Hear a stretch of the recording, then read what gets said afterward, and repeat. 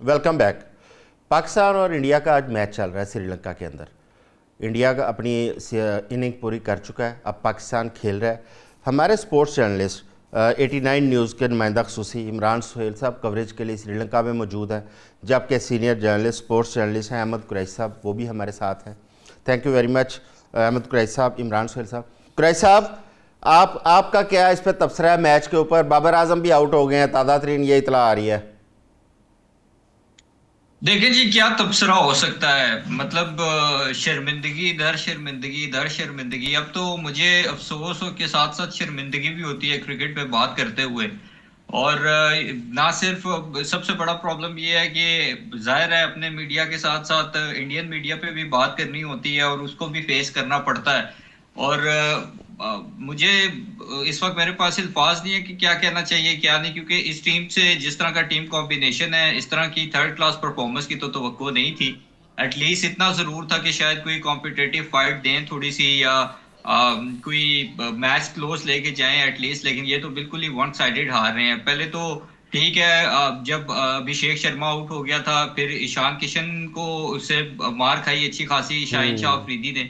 सलमान अली आगा ने पहले ओवर खुद किया, फिर मुझे ये समझ नहीं आई उन्होंने क्या सोच के, जब एज अ स्पिनर उनका ओवर अच्छा चला निकल चुका था, तो क्या सोच के वो शाहिन शाह अफरीदी को लेके आए। उसको मार पड़ी, वहां से सारा मोमेंटम इंडिया की तरफ शिफ्ट हुआ। उसने 40 बॉलों पे जो है वो 60-75 रन कर दिए। और उसके बाद जो सारे मैच की सिचुएशन है आपके सामने, 176 का टारगेट है और 32 पे 4 आउट हो गए हैं। हाँ। एम अहमद, ये जब इंडिया खेल रहा था तो हमें लग रहा था कि ये बैटिंग को सपोर्ट करती है विकेट, लेकिन जब पाकिस्तान खेलना शुरू हुआ है तो हमें नज़र आ रहा है जैसे ये बॉलिंग को सपोर्ट करती है। बिल्कुल उल्ट नज़र आ रहा है, इसकी क्या वजह है? देखें, ये अभी से नहीं, पिछले 3-4 साल से यही प्रॉब्लम है कि जब कोई भी टीम बैटिंग करती है तो लगता है कि बैटिंग विकेट है, और जब बॉलिंग करती है तो लगता है बॉलिंग विकेट है पाकिस्तान के अगेंस्ट। और हम अनफॉर्चुनेटली वही तजुर्बात कर रहे हैं जो पिछले कितने अरसे से हम करते आ रहे हैं। एशिया कप में भी अगर आप देखें तो इसी तरह की टुल्लेबाजी वाली शॉट्स खेलते हुए हमारे बैट्समैन आउट होते थे, और आउट होने के बाद मैच हमें गंवाने पड़ते थे, चाहे वो एशिया कप के ग्रुप, मतलब अच्छा ग्रुप अहमद, स्टेज आपको के क्या मैच। अहमद आपको क्या लगता है ये फैसला साजी और जो हमारे डिसीजन मेकिंग और सिलेक्शन, इन दोनों का फुकदान है या वहाँ पर कोई गड़बड़ है?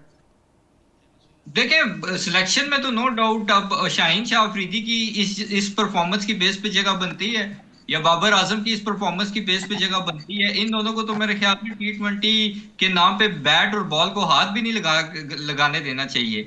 इनकी वजह से जितनी एम्बेरसमेंट और जितनी शर्मिंदगी हमने पिछले 2-3 सालों में सही है, मेरा नहीं ख्याल कि किसी कौम ने भी अपनी। उनकी बॉलिंग भी अच्छी थी और उन्होंने, लेकिन उसके साथ साथ हमारे बाकी जो शहनशाह हैं या शादाब खान है वो कोई इतना अच्छा परफॉर्म नहीं कर पाए। उस्मान इब्रार अहमद भी। इसकी क्या वजह है कि हमारे जो स्पिनर इतने शामिल किए आज?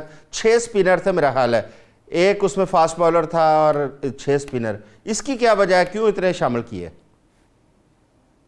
देखिए, विकेट जो वहां पे श्रीलंका में प्रेमदासा की है, या ओवरऑल श्रीलंकन जो कंडीशंस हैं वहां पे आपको, कि जो स्पिनर्स होते हैं उनको सपोर्ट मिलती है, विकेट काफी हद तक हेल्प आउट करती है, इसीलिए स्पिनर्स को सिलेक्ट किया गया है। लेकिन स्पिनर्स को सिलेक्ट करना काफी नहीं है, स्पिनर्स को अच्छे एरियाज में बॉल करनी पड़ती है। अगर आप देखें जिस तरह से नवाज ने बॉलिंग की है या सैम ने बॉलिंग की है, विकेट टू विकेट बॉलिंग की है, विकेटें भी मिली हैं, स्कोर भी रुका है। लेकिन चाहे शादाब खान हो, चाहे शाहीन शाह अफरीदी हो, चाहे अफगान अहमद हो, इन लोगों की ना कोई लाइन थी ना कोई लेंथ थी। उन एरियाज में इंडियन बैट्समैनों को बॉल्स करते रहे हैं जो उनके स्ट्रॉन्ग जोन है, जहाँ पे वो मार्किंग है।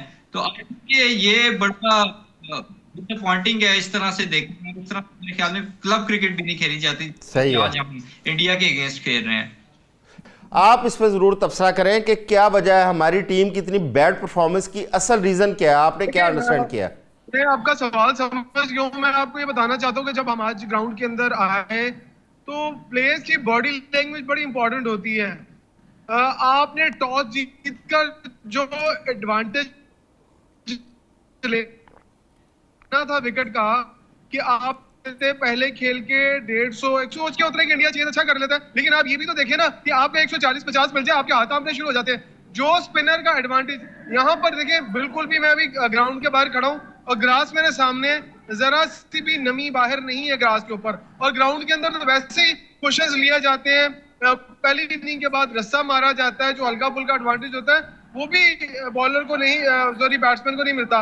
सो मेरे ख्याल से जो पाकिस्तान की सबसे बड़ी आज गलती थी वो टॉस जीतकर इंडिया को पहले खिलाना था, और फिर पहले 10 ओवर में आपने मैच जो है ना तकरीबन 80% लूज कर दिया था। आपने 10 ओवर में 90 प्लस रन उनको दिए हैं, वो 90 प्लस रन मुझे नहीं लगता कि आप किसी तरह से भी रिकवर कर पाए अगली जो 10 ओवर की इनिंग थी। ठीक हो गया।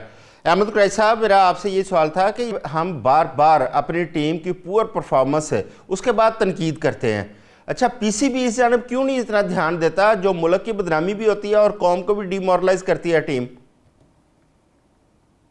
देखिए, पीसीबी ने तो एक टोपी ड्रामा लगाया हुआ है। एशिया कप में हमें पूरी कौम को लगा दिया हो जी, हमने उनको ट्रॉफी नहीं दी, ये नहीं किया, वो नहीं किया। इसके पीछे पूरी कौम लागी, किसी ने तनकीद नहीं की टीम पे, किसी ने सवाल नहीं उठाए टीम की कारकर्दगी पे। तो जब आप इस तरह के लेम एक्सक्यूजेस ढूंढ के उनके पीछे अपनी पुअर परफॉर्मेंस को छुपाने की कोशिश करेंगे तो फिर इसी तरह से आप बार बार एक्सपोज होते जाएंगे, इसी तरह से आप बार बार गंदे होते जाएंगे। बिल्कुल ठीक है। हमारे साथ थे इमरान सुहेल साहब श्रीलंका से और अहमद कुरैशी साहब लाहौर से। क्रिकेट के ऊपर आज अभी जो इंडिया और पाकिस्तान का मैच चल रहा है, कौम को बड़ी उम्मीदें थीं और कौम बड़ी दुआएं भी कर रही थी, लेकिन बदकिस्मती से पाकिस्तानी टीम माजी की तरह आज फिर परफॉर्म नहीं कर पाई। आज फिर पूरी टीम के ऊपर, उसकी सिलेक्शन के ऊपर और खिलाड़ियों की जो कारकर्दगी है उसके ऊपर सवालिया निशान है और कौम एक दफ़ा फिर परेशान नज़र आ रही है, तनकीद करती नज़र आ रही है। आज के लिए बस इतना ही। अगले हफ्ते दोबारा आपकी खिदमत में हाज़िर होंगे नए टॉपिक्स के साथ, नए मेहमानों के साथ। अपना ख्याल रखिएगा। अल्लाह हाफ़िज़।